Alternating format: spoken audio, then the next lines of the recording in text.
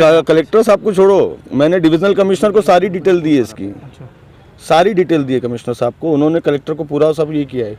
अभी जैसे मेरे को बोला जा रहा है कि भैया हाईकोर्ट चले जाओ, अरे जब हाईकोर्ट जाना तो फिर कलेक्टर ऑफिस को ताला मार दो, आप बोल दो, लिख के बोर्ड लगा दो कि भाई जो भी आपके प्रकरण नहीं है आप हाईकोर्ट जाओ करके। अच्छा, आपको कहा जा रहा है कोर्ट? हाँ, मुझे बोले हाईकोर्ट जाओ, मैं हाईकोर्ट क्यों जाऊँ? अरे ये 10 लाख रुपये कॉमन आंकड़ा नहीं, मतलब इनका मेनू कार्ड है, मतलब जैसे रेती के 50,000 रुपये, बोगस फिर अगर करना है तो उसके 10 लाख रुपये, कूड़ा हटाना है तो 10 लाख रुपये है, ठीक है, और जिसका वारिस नहीं है कोई, उसकी ज़मीन ये करना है तो उसके 5 लाख रुपये है। महसूल विभाग को अगर अपना दाग धुलाना है, क्योंकि दाग ही है उनके ऊपर ही, और ये मिटने वाला नहीं है, और मैं चुप रहने वाला नहीं हूँ।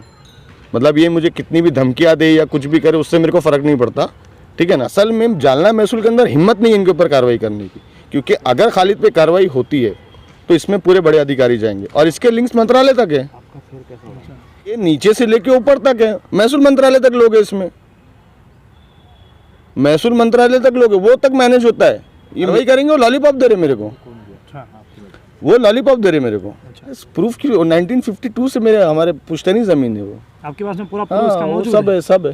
कोर्ट ऑर्डर से सर, मेरा छोड़ दो आप, मेरे प्रूफ को क्या करते आप, मेरे पास में जो है कोर्ट ऑर्डर है उसकी। अच्छा। ये सबके दुश्मन होते हैं, आम जनता इनकी दुश्मन नहीं है, ये जनता के दुश्मन है, करप्ट लोग है, भ्रष्ट है ये, हाँ, और ये सब दलाली चल रही है, तो इनसे क्या दुश्मनी रहे, इनसे कौन दोस्ती और दुश्मनी रखना चाहेगा, मुझे बताओ। आप लोग देख रहे हैं औरंगाबाद अपडेट्स, मैं हूं अल्ताफ हुसैन। जैसा कि अभी हाल ही में हमने देखा है कि पूरे महाराष्ट्र भर के अंदर एक ऐसी साम टीवी हो, जी टीवी हो या लोकमत औरंगाबाद शहर के पेपर्स हो, जितने भी पेपर्स है उसके अंदर एक हेडलाइन बनी हुई है, एक सुर्खियाँ बनी हुई है। सुर्खियाँ ये है कि जालना के अंदर जो ज़मीन है, 17 गुंठे जो ज़मीन है, उस मुद्दे को ऐसा गरमाया गया है, क्या उसकी हकीकत है? जो ऑडियो वायरल हो रही है वो साम टीवी हो या दिगर न्यूज़ चैनल हो, सब पर वायरल हो रही है। ये हमारे पास जो ऑडियो रिकॉर्डिंग आई है वो आइए हम आपको सुनाते हैं, उसके बाद में मुजम्मिल शेख से बात करते हैं कि क्या प्रकरण हो रहा है, क्या भ्रष्टाचार चल रहा है, और इसको रोकने के लिए क्या इनकी मांग है और क्या ये उम्मीदें लेकर बैठे हैं। अब ये आगे कोर्ट जाएंगे या डिविजनल कमिश्नर हो या कलेक्टर साहब हो, इनके पास बैठकर किस तरीके से मसले को हल निकल सकता है, हमें ये देखने की ज़रूरत है। कुछ नहीं, फरमाइए। बात कर सकते हैं 2 मिनट? हाँ बोलो ना। नहीं, वही भरत जी से जैसे बात हो रही थी मेरी, हाँ, और फोन मेरी आया मुलाकात भी हुई थी उनसे, मेरे सामने फोन आया था। आपके सामने फोन आया था। हाँ, तो सर ये विषय को जैसे कहाँ तक खत्म करना है थोड़ा बताइए ना। अभी शायद पहले अपन 10 बोल रहे ना सर, जैसे हो राइट। अपन बोले तो अपन 10 लाख रुपए मैं अकेला नहीं। हाँ, अपन ही बोला ना इसके लिए। हाँ। अकेले का बोला मैंने। अपन समझो 10 बोल रहे हैं। हाँ 10 में अपन समझो तहसीलदार साहब का कवरिंग लेटर लेंगे, हाँ, और कवरिंग लेटर लेके उसको फाइनल करेंगे अपन, बराबर? यस। तो सब ये अपन जो करेंगे इसमें जैसे क्या क्या इंक्लूड है, एक तो उनका नाम कम करना है, हाँ बराबर? हाँ। और उसके बाद में इनका भी नाम आप 7-12 कम कर देंगे क्या? नहीं, इनका नाम कम नहीं कर रहे अभी अपन, सिर्फ उनका ही नाम कम करेंगे। इनका एरिया बढ़ा रहे। इनका एरिया बढ़ा देंगे। इनका एरिया बढ़ा। और जो एक्सेस क्षेत्र रहेगा वो महाराष्ट्र शासन बोर्ड की डालेंगे, महाराष्ट्र शासन बोर्ड की डाल देंगे। हाँ।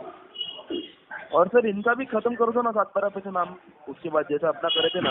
हाँ, मतलब मेरा क्या बोलना है, इनका टंटा भी फॉरवर्ड खत्म कर दो ना, मतलब इनका नाम भी 7-12 अकृषि बोल के, क्षेत्र बोल के डाल दो, खत्म होता है इनका भी। मैं बोला था, राय दिया था मैंने उनको, मगर अभी वकील साहब नहीं बोलते, उन्होंने बोला है मेरे को, भरत सेठ ने बोले है कि वकील साहब मना कर रहे हैं। हाँ, नहीं अभी नहीं करने का बोल रहे हो, अपन बाद में करेंगे। अगर वो कन्विंस होते हैं वो काम के लिए, तो वो भी कर देंगे कि साहब अपन एक ही ऑर्डर में कर डालो, क्या लग रहा है उसको? करेंगे, करने साहब को बोलेंगे फिर वैसा करने का बोल। वही अपन क्या करेंगे, एप्लीकेशन ही वो तरह से दे देंगे। हाँ। और एप्लीकेशन वो तरह से दे के क्या करेंगे, ये जो इनका नाम है, जो हम समझो 2-4 लोगों का नाम जो है 17.5 गुंठे, वो कम करके इनका क्षेत्र बढ़ा देने का, इसको दूसरी ऑर्डर क्षेत्र बना के, और इसका क्षेत्र बना के एक और ऑर्डर लेके इनका भी नाम खत्म कर दो सर, उसके ऊपर दोनों विषय खत्म हो रहा है। इनकी एक ऑर्डर और करके लेंगे, इनकी एक ऑर्डर और करके लेंगे। रेवेन्यू का इनका, हाँ, तो रेवेन्यू का विषय खत्म हो रहा था उनका जैसे। हाँ। बोलता हूँ मैं अभी जा रहा है एजेंट साहब के साथ में, तहसील भोरे साहब है, भोरे साहब को बोल देता हूँ वैसे कर लो। और मेरे को बताओ ना सब कैसे करने का, फाइनल क्या करने का। यस, बोलता मैं तुम्हारे भोरे साहब से बात करके बोलता मैं तो। बोलो चलो, नहीं तो मैं आ जाऊंगा आपके पास कल, अपन 3 पढ़िएंगे एक बार। अब जिसकी ज़मीन है उनका क्या कहना है या अधिकारियों की जो इनके पास में कॉल रिकॉर्डिंग मौजूद है उसकी क्या सच्चाई है, हम इनसे जानते हैं। जिनकी ज़मीन है वो हमारे साथ मौजूद हैं, इनसे बात करते हैं पूरी डिटेल्स में कि आखिर इसकी क्या सच्चाई है। सर, ज़मीन आपकी है ये पता चला है, उसके अलावा जो ऑडियो वायरल हुई है उसमें कितनी सच्चाई है, बात हमें बताइए सबसे पहले। जितनी भी ऑडियो वायरल हुई है ओवरऑल महाराष्ट्र में ये वायरल हुई थी, और जितने भी न्यूज़ चैनल्स पे और बाकी जगह पे जो व्हाट्सएप ग्रुप्स में है, पत्रकार ग्रुप्स में जो वायरल हुई है, ये सभी जगह वायरल, स्पेशली मेरे पास ऐसा नहीं है, सभी जगह वायरल हुई है। और ये सच्चाई इसकी ये है कि इसमें डिविजनल कमिश्नर औरंगाबाद ने गुनाह दाखिल करने का आदेश दिया था जालना कलेक्टर को जी। बट इसमें जालना कलेक्टर जो है पॉलिटिकल प्रेशर में है या जो ज़मीन के एजेंट्स है, बिल्डर लॉबी है, इनके प्रेशर में काम कर रहा है, ये तो मुझे नहीं मालूम, बट लग रहा ऐसा ही है कि वो प्रेशर में, अंडर प्रेशर है वो। अच्छा। हाँ, इसीलिए इसमें कार्रवाई नहीं हो रही। और इन लोगों का ऐसा बोलना है कि भाई ये रिकॉर्डिंग का फॉरेंसिक करना, इसका वॉइस सैंपल लेके करना, बाकी चीज़ें करना हमारे कार्य क्षेत्र में नहीं आता। जब इनके कार्य क्षेत्र में नहीं आता तो फिर इसके लिए सक्षम जो विभाग है वो है पुलिस विभाग है, उसके लिए गुनाह दाखिल करना इनके लिए कंपलसरी होना चाहिए और इन्होंने ऑर्डर्स करने चाहिए उसके। बट ये लोग ऑर्डर ही नहीं कर रहे, क्योंकि इसमें जो मुझे मतलब मेरे सोर्सेस से मेरे को पता चला कि खालिद तलाटी ने कहा है कि हम तो डूबे सनम, सबको ले डूबेंगे, क्योंकि इसमें जिस प्रकार की रिकॉर्डिंग्स है वो ये है कि इसमें बड़े बड़े अधिकारियों को कॉलगल सप्लाई करना, इनके खाने पीने अरेंज करना, और इसमें जो है फॉरेन टूर का अरेंजमेंट करना रेती माफियाओं से। और सिर्फ मेरी ज़मीन का नहीं है ये, मतलब मेरी ज़मीन जो है सर्वे नंबर 355 में है, सिर्फ मेरी ज़मीन का नहीं है, इसमें देवस्थान की ज़मीन है, ट्रस्ट की ज़मीन है, ब्लैक मनी का अच्छा खासा ट्रांजैक्शन है, बिल्डर लॉबी से कैसे अटैचमेंट थे वो है, रेती माफियाओं से कैसे है। और जालना महसूल को जो है वो जालना महसूल अधिकारी नहीं चलाते। रिकॉर्डिंग सुनने के बाद में समझ में आता कि इसको पूरी तरह से एजेंट चलाते हैं, जो ज़मीनों के एजेंट ब्रोकर्स है ये लोग चलाते हैं उसको, और बिल्डर लॉबी चलाती है। अच्छा सर, इसके अलावा एक अगर मन में मेरे एक ऐसा सवाल आता है जो शायद आपको इस बात को बुरा लगे, जैसे हमने देखा है कि कई अधिकारियों का अगर आपका या मेरा कुछ काम हो, मैं वहाँ अगर नहीं जाता हूँ तो कई ऐसा होता है कि उनको हम डिस्टर्ब करने की कोशिश करते हैं कि ऐसा तो नहीं हो रहा है सर उन लोगों के साथ, आपको ऐसा लगता है या फिर रियल में ये वैसा हो रहा है? क्या मामला है सर ये? मामला सर इसमें झूठ का कोई सवाल ही पैदा नहीं होता। मैं वही कह रहा हूँ ना, अगर मतलब अगर मैं गलत हूँ तो मेरे ऊपर कार्रवाई करो आप, ठीक है। अब सही है तो फिर डिविजनल कमिश्नर सर को इतने सारे आदेश 15-18 आदेश निकालने की ज़रूरत ही नहीं थी, फिर उन्होंने तो पहले ही कंप्लेन में मुझे बोल देना चाहिए था ये फेक है करके। इवन मैंने इसको जो है सीबीआई और ईडी में भी दिया हुआ है, तो वो उनके लेवल पे चल रहा है। एसीबी में 4 कंप्लेन हुई है, क्या ज़रूरत है एसीबी वालों को मेरा स्टेटमेंट लेने की 4 बार 10 बार बुला के? कोई मतलब नहीं है ना। फिर अगर झूठ है तो फिर इस पर कार्रवाई मत करो, बंद कर दो, सीधा मुझे बोल दो कि भाई इसमें कार्रवाई नहीं हो सकती, आपकी कंप्लेन झूठ है करके। अच्छा, इसमें कार्रवाई नहीं होना, टालमटाल करना और किसी के प्रेशर में, पॉलिटिकल प्रेशर में या बिल्डर लॉबी के प्रेशर में, और ये आना लाजमी है। उसकी वजह सीधी सीधी है। आप अगर रिकॉर्डिंग सुनी होगी आपने, आपको भी आई होगी वो, अगर आपने सुनी होगी तो आपको सब पता चलेगा कि औरंगाबाद के अंदर खालिद तलाठी और वो इतर तलाठियों के जो पेपर हुए थे पदोन्नति के, उसके अंदर क्लियर कट है कि भाई इसमें इतने पासिंग मार्क्स होने चाहिए, उसमें इतने होने चाहिए। जो मोबाइल के अंदर बातचीत है उसी हिसाब से रिजल्ट भी है। इतने सारे प्रूफ होने के बाद में आप देखो कि उसके ऊपर भी कुछ नहीं कार्रवाई हो रही, तो कहीं ना कहीं तो इसमें कुछ ना कुछ तो है। मतलब इसको अपन इस तरह नकार नहीं सकते, और बुरा लगने का सवाल ही नहीं है सर, बुरा लगने का बिल्कुल भी सवाल नहीं है, क्योंकि ये झूठ नहीं है। अरे ये 10 लाख रुपये कॉमन आंकड़ा नहीं, मतलब इनका मेनू कार्ड है। मतलब जैसे रेती के 50,000 रुपये, बोगस फिर अगर करना है तो उसके 10 लाख रुपये, कूड़ा हटाना है तो 10 लाख रुपये है, ठीक है। और जिसका वारिस नहीं है कोई, उसकी ज़मीन ये करना है तो उसके 5 लाख रुपये है। मतलब अपर में वरिष्ठ अधिकारियों के में मतलब ट्रायल चलने के बावजूद नीचे के अधिकारी कर लेते। जैसे मेरे ही केस में देख लो आप, फॉर एग्जांपल मेरे केस में ऐसा हुआ था कि वो अपर जिलाधिकारी में चल रहा था और तहसीलदार ने ऑर्डर कर दिया। तो मतलब ये कहाँ से है? मतलब इसको आप किस तरह से जस्टिफाई करेंगे? अच्छा, आपकी क्या मांग है अभी? आप मेरी मांग सिंपल है कि इसमें जो है आप मतलब महसूल विभाग को अगर अपना दाग धुलाना है, क्योंकि दाग ही है उनके ऊपर ही, और ये मिटने वाला नहीं है, और मैं चुप रहने वाला नहीं हूँ।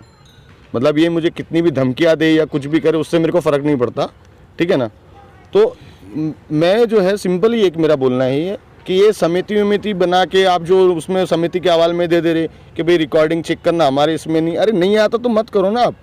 असल में जालना महसूल के अंदर हिम्मत नहीं है इनके ऊपर कार्रवाई करने की, क्योंकि अगर खालिद पे कार्रवाई होती है तो इसमें पूरे बड़े अधिकारी जाएंगे और इसके लिंक्स मंत्रालय तक है। आपका फेयर अभी जिस तरीके से आप कह रहे हैं कि आपकी ज़मीन का फेयर उड़ाया गया, तो उसको कैसा, किस तरीके से उन लोगों ने उसको बैठकर सिस्टम बनाया कि आपका ज़मीन से वहाँ से फेयर उड़ जाए? वो मैं आपको रिकॉर्डिंग देता हूँ, वो रिकॉर्डिंग में सिंपल है, बैक डेट में कैसे इसकी टिप्पणी चेंज करना है, मुझे नोटिस नहीं मिलना उसके लिए स्पीड पोस्ट को कैसा मैनेज करें, ठीक है।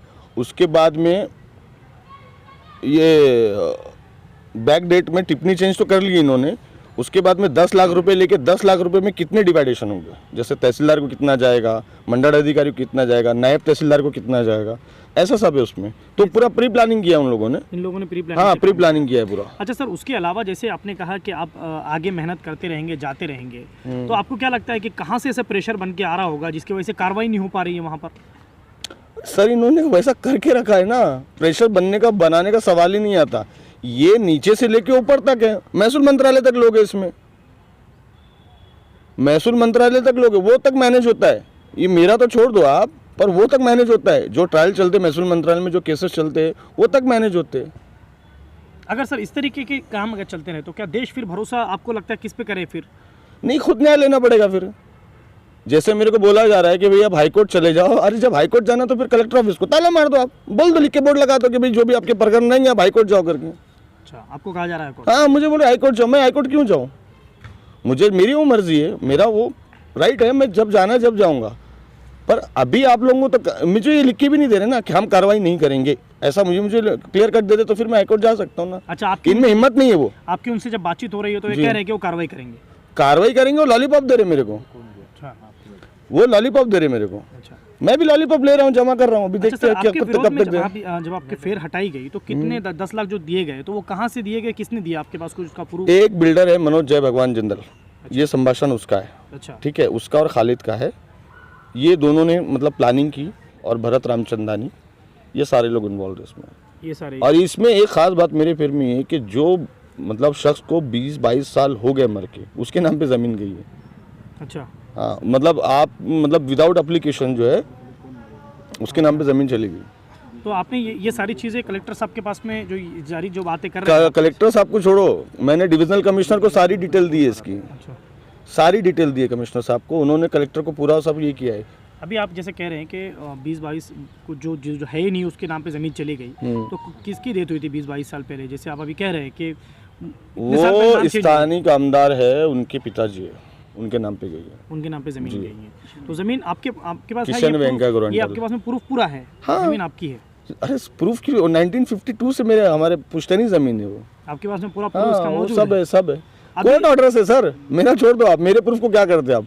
मेरे पास में जो है कोर्ट ऑर्डर है उसकी। अच्छा, चल मेरा आखिरी सवाल आपसे ये है, चाहे फिर ये आपको ये बात थोड़ी मेरी गलत लगे, जैसे हमने देखा है कि कहीं ना कहीं कुछ ऐसी चीज़ें होती है जिसकी वजह से इंसान एक दूसरे को डिस्टर्ब करने की कोशिश करता है, तो ऐसा तो कुछ नहीं है आपके पास कि आप मतलब कुछ पर्सनल इशू निकालने की कोशिश कर रहे हैं तो इस तरीके से जा रहे हैं आप? ऐसा क्या पर्सनल हो सकता है बताइए ना, आप मुझे पूछिए क्या सर, ऐसा होता है ना सर? पर्सनल मुझे बताइए, गवर्नमेंट अधिकारियों से किसी की क्या दुश्मनी होगी? ये सबके दुश्मन होते हैं, आम जनता इनकी दुश्मन नहीं है, ये जनता के दुश्मन है।